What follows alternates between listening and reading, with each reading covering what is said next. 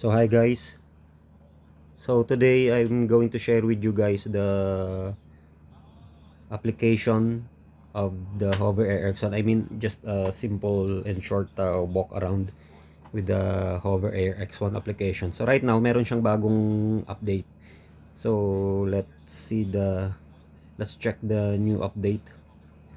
Kasi upon opening the application and connecting the Hover Air X1 to the application guys, merong update na bago dito sa Hover Air X1 and unfortunately di ko lang nakakuhanan ng screen record or video yung update, but I believe yung version is version 7.5.3 from 7.5.2 I guess.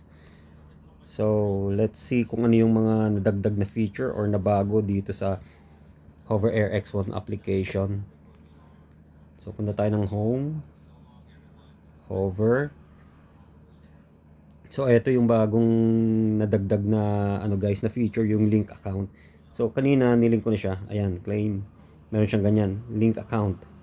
Yung parang yung hover aircraft mo ay ililink po siya dito sa, although link na siya even before, pero may additional feature siya na ililink mo dito sa application yung Hover Air X1 mo. I mean, parang kasi pag tulad ng ibang drone, so may mention nga tulad ng DJI, nakalink yun sa account mo, wherein pagka binenta mo yung aircraft lang, yung bagong user niya ay hindi niya magagamit yung I believe hindi niya magagamit yung aircraft pag aircraft lang yung binili, kasi yung aircraft na yun ay nakabind yun sa account mo.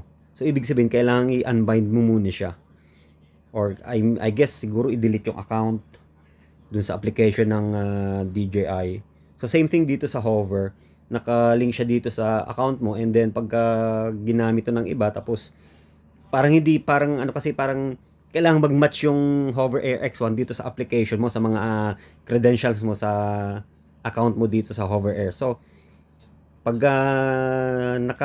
pag pinagamit mo sa iba, or pag iba yung ang naggamit nito, ay hindi magagamit nung other party to, because yung mo, I mean hindi basta-basta magagamit, because yung account mo ay nakalink sa aircraft ng Hover Air X1. So nakalink siya.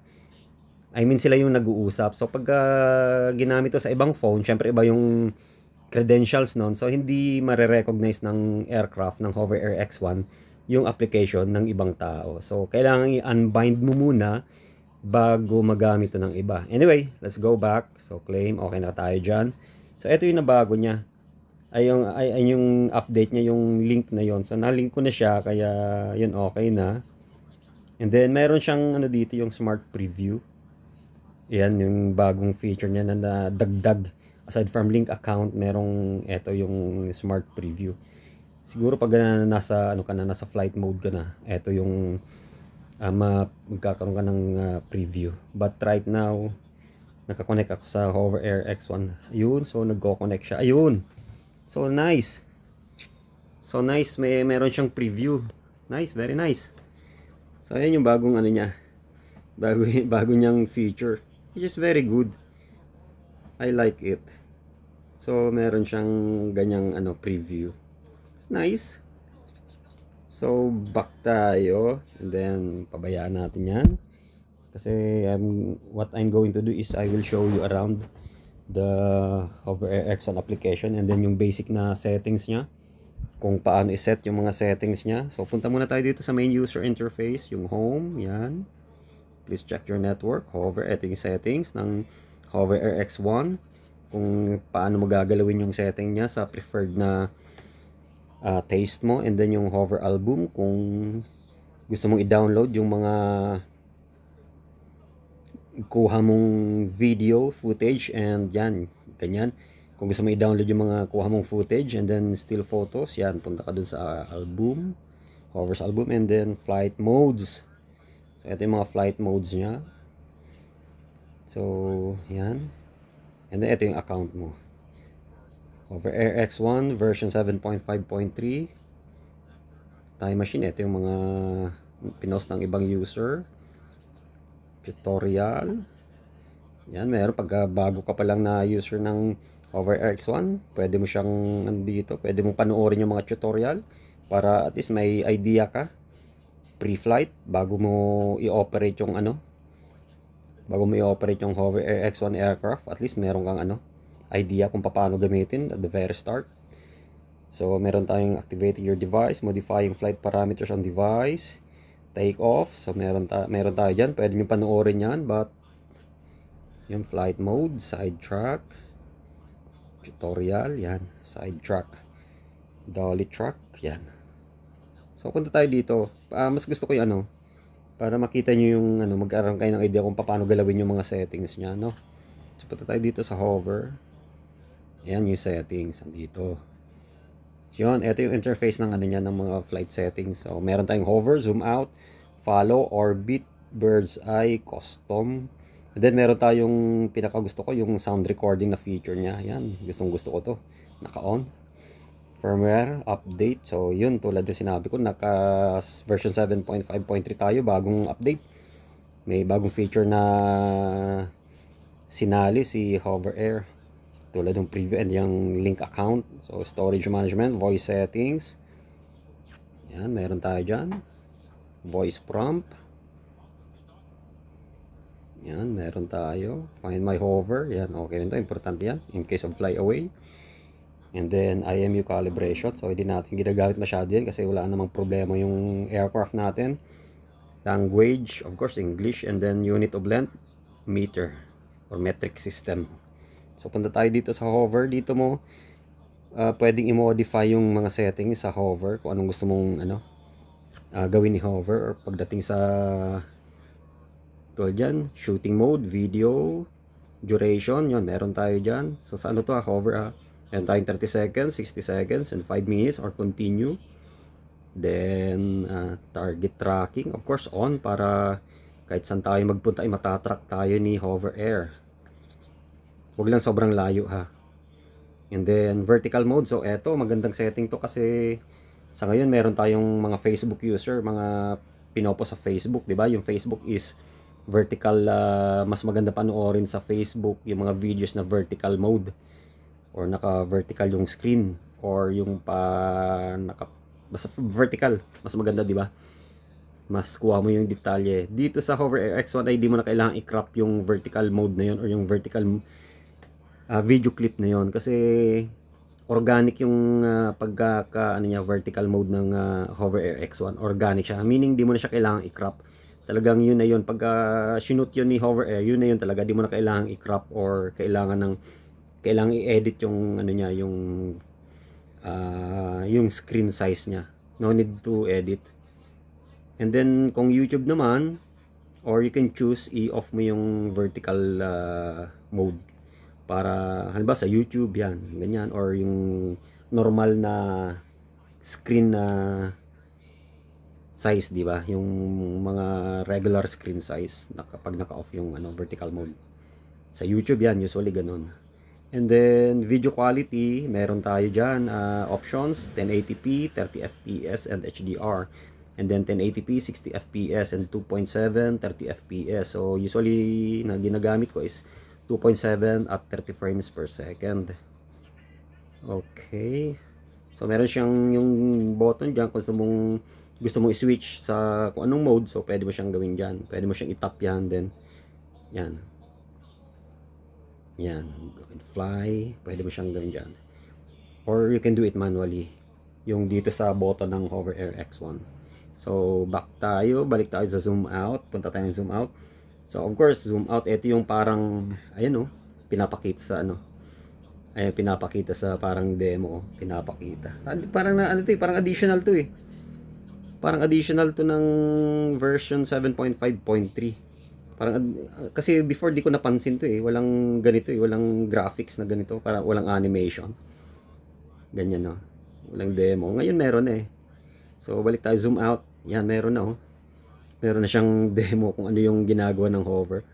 Ay ng zoom out. mode. So, sorry. Parang ano siya, parang drone din ng DJI.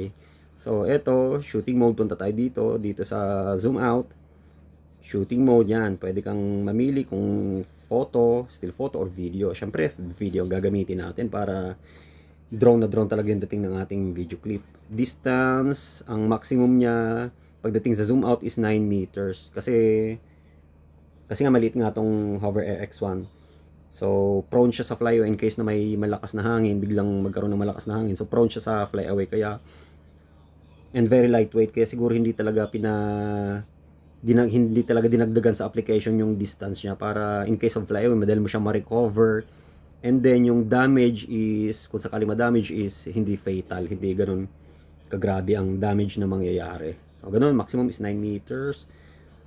Altitude, rise ang ginagamit ko. So meron ka namang option na flat shot, rise, and lower. Ang ginagamit ko rise para drone na drone talaga yung dating ng aking video clip. And then video segment, on and off. Hindi ko masyado ginagamit yan. Yun, eto na naman, vertical mode.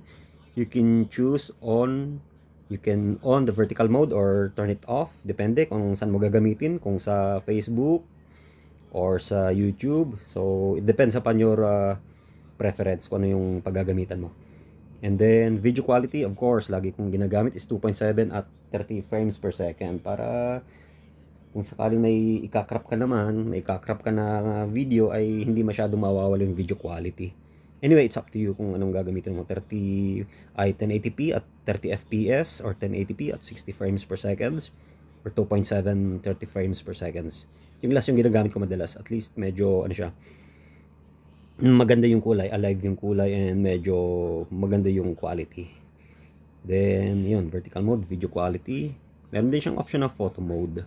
Pero ako ginagamit ko is normal, I mean video talaga. Kasi yun nga, para especially dito zoom out, para drone na drone talaga yung dating niya.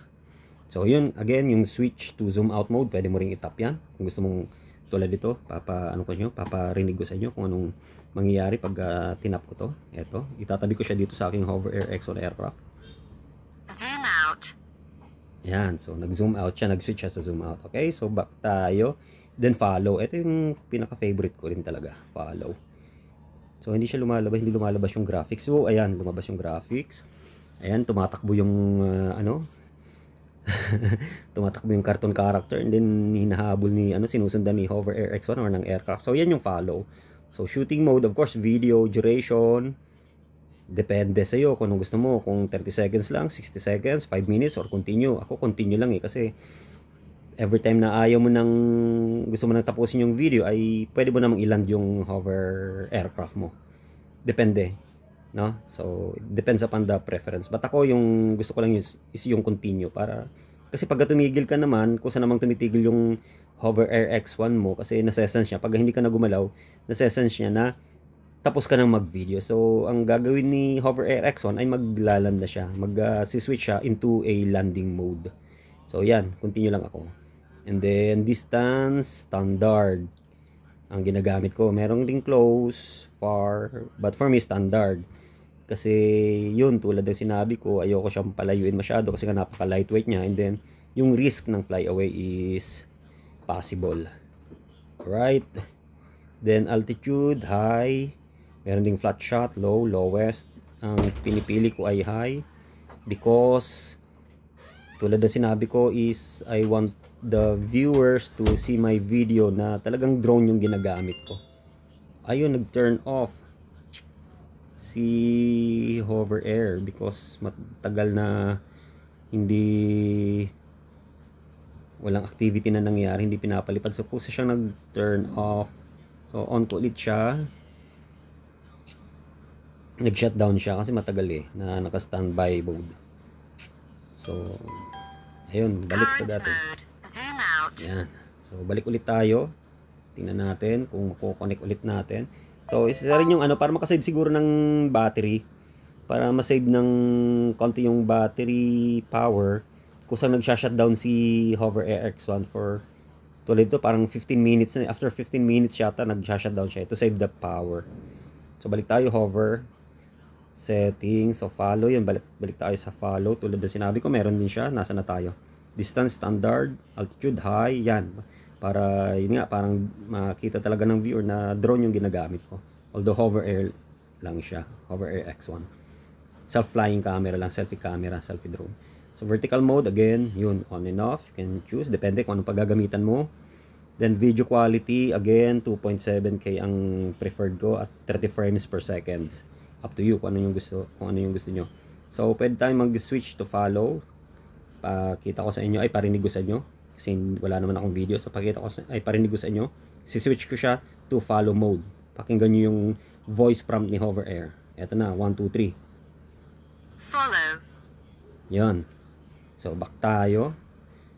So nasa follow mode na tayo. So orbit.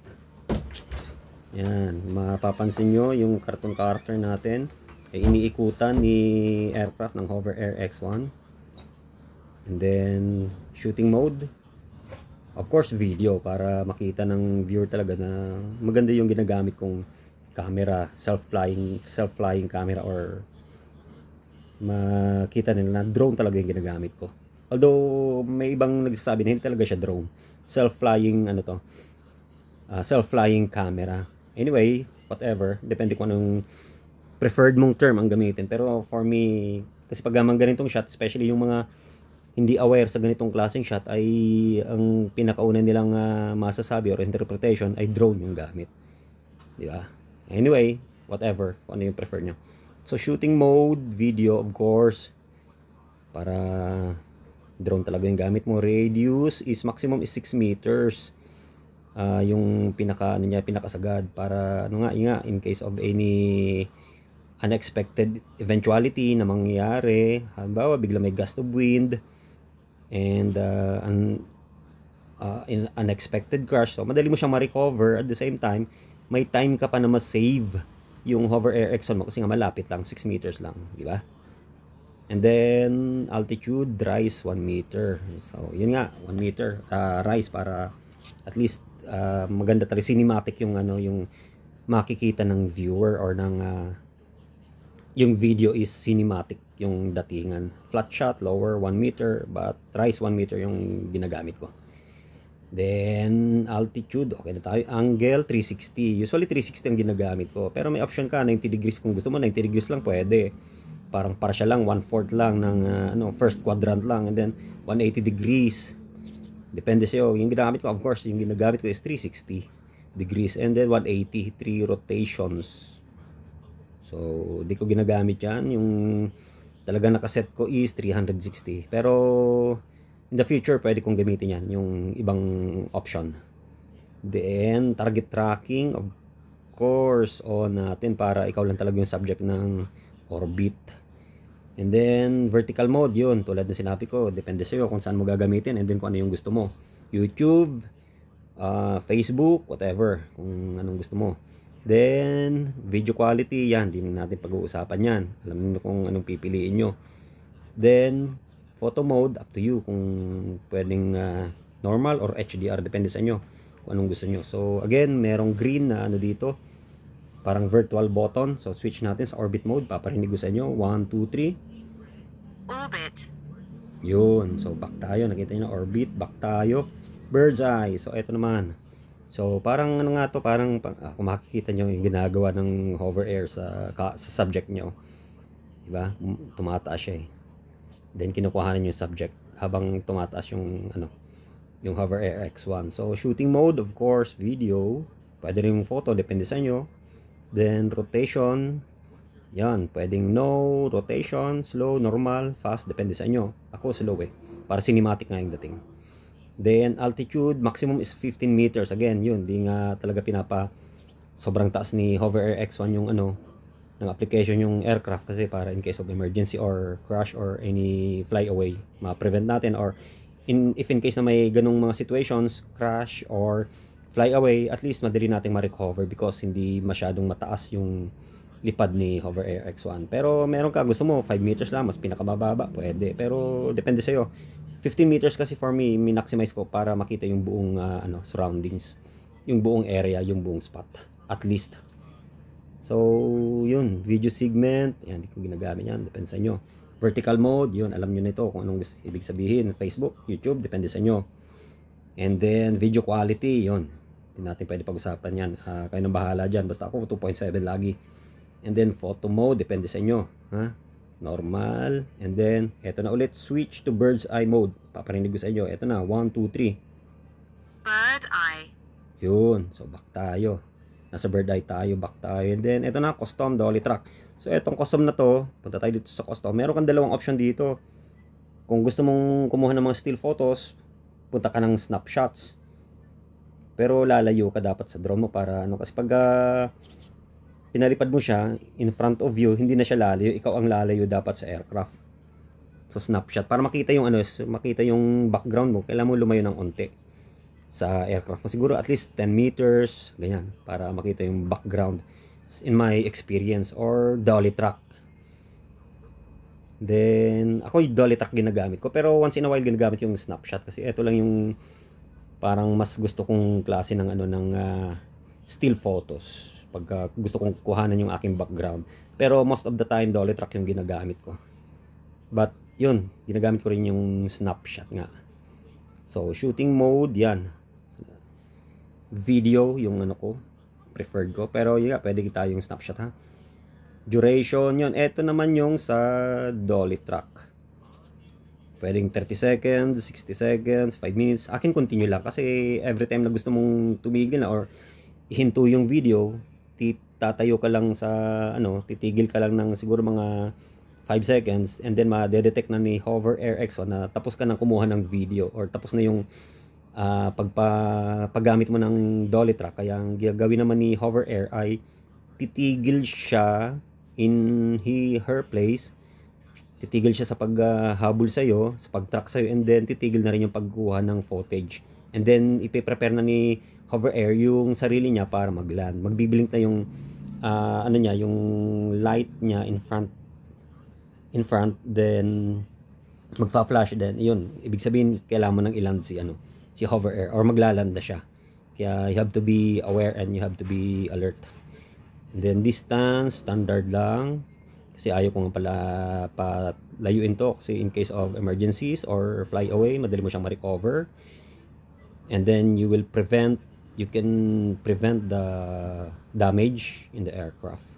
Altitude, high. Ibig sabihin ng high dito ay hindi naman siya ganun kaanuhan. Hindi siya ganun naman kataas like 20 meters, 30 meters, hindi. So parang ano lang siya. Siguro mga 6 meters lang yung sinasabing altitude nito na pinaka-high. Mga 5 meters lang ganun. So hindi siya ganun kataas. Yun yung ibig sabihin ng high niya, ng altitude. So meron ka ding flat shot or low. Depende. Yung low siguro pinakamababa, dangerous to. Not unless na malinis talaga yung surroundings na paggagawan mo ng dolly truck. Then vertical mode, yan. Alam nyo na yan. Then video quality, alam nyo na rin yan. So dito tayo switch to custom mode. So eto na, paparinig ko sa inyo. Switch to custom mode. 1, 2, 3. Custom. Dolly track. Yan, dolly track. So piliin naman natin yung ano. Kasi napili natin yung dolly track. Kasi tulad na sinabi ko, may dalawang options ka. You have 2 options here. Pwede mong piliin yung snapshot. So tingnan natin snapshot. So ayan, snapshot. Shooting mode, photo and video. So photo lang siya. Actually parang nagvi-video siya and then yung video niya is parang magi-screenshot yung Hover Air. Yun na yung picture niya. Yun na yung still photo, yung sa video na parang screenshot. Ganun. So pinili ko dito is 30 seconds. So meron din kayong option na 60 seconds or 1 minute, 5 minutes, continue. Depende sa inyo kung anong gusto nyo. Usually ginagamit ko 60 seconds eh. Kasi enough na yon para makuha yung view na gusto ko. And then video quality, syempre wala siya kasi naka-snapshot tayo. Photo mode, normal. And then switch to custom mode. 1, 2, 3. Wala. Anyway, so yan yata para at least ano lang, mahaba na nga 24 minutes na tayo. So medyo mahaba na rin yung ano, yung paliwanag ko dito sa ano. Hopefully may naintindihan kayo and nag-enjoy kayo sa video na to. And hopefully may nakuha kayong aral or at least nagkaroon kayo ng idea kung paano gamitin or iset yung settings ng Hover Air X1 application. And then sound recording, yan naman. Meron tayo on. Madali lang gamitin yan. Sound recording niyan. Basic lang. Next time yan yung i-ano ko. ipapakita ko sa inyo or i-demo ko kasi medyo mahaba-haba na tong video na to. Then yun, firmware update. Yan nga, yung version natin is 7.5.3. So may mga nabago tayong sa interface, may mga dagdag na graphics and then additional feature tulad ng link account. And then yung preview, camera preview, nagkaroon ng ganyan. Voice settings, okay lang yan. Calibration, normal, di natin ginagamit yan kasi okay naman yung hover aircraft natin, walang problema. Language, of course, English. I think na na-cover ko na to. Length, unit of length, meter or metric, mas madali maintindihan dito sa Pilipinas. So, yun. Hover album. Yan, punta tayo dito. Isang pahapyaw lang. Yan, kung gusto niyo namang i-download yung mga video and photo na kinuhanan nyo, ay punta kayo dito. Magko-connect siya, and then ma-access nyo yung mga photo and video na inano nyo. Yan. I think na-cover ko na to. Ito, pwede nyo nang i-ano dito. Pwede nyo nang i-download dito. You just have to, yan, pwede ganyan. Then, ito may, yung parang cloud na icon. Then, may arrow, may down arrow. Pwede nyo i-tap yan. Then, you can download the video or photo na gusto nyo. Or you can tap, tick all. Kung gusto nyo lahat na i-download. Then, just tap the cloud icon na may arrow pababa. Or you can delete them, up to you. So basically ganyan. So by the way, mayroon siyang may 32 gig na internal built-in internal memory siya. So di mo kailangan ng micro SD card para ma-record mo yung mga videos na kinukuhanan mo using HoverAir X1. Meron siyang built-in na 32 gig internal memory. So maganda, di ba? Very nice. So no need for external storage device. So maganda. Tapos napakabilis ng interface niya, madaling i-download. Yung downloading speed niya is impressive, very fast. So that's it. I think that's it. Kung may kung may katanungan kayo, may clarification na hindi ko na cover, please feel free to comment so that I can be able to cover them and demonstrate it to you. And thank you for watching. Bye.